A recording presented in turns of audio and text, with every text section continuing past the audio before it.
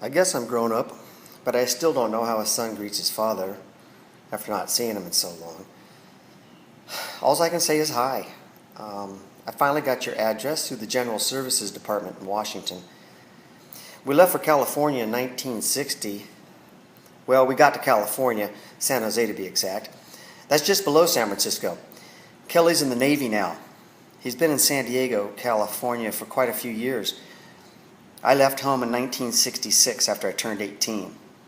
I set up my own apartment and went to school part-time, and I worked nights at Ford in Milpitas. Clint has been in the Job Corps for a year, and that's all I know about him. I went back to the old house on my leave just before coming over here. I was going through the attic and found your teaching credentials and your sports records. Would you believe I was an end, defensive and offensive, in football, and I took all Santa Clara City in the discus and shot put and set the school record in discus in 1966. I wish I would have had your address when I was back there. I would have dropped by.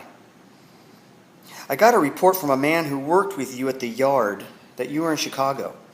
I stopped out there, but there were no records.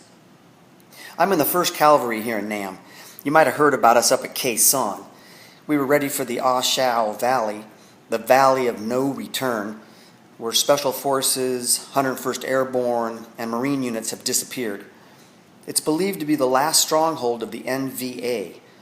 So if our 60-day offensive works, the war should be over by the end of the summer. This country is really something. There are wide stretching valleys with rice paddies, small bushes, and elephant grass.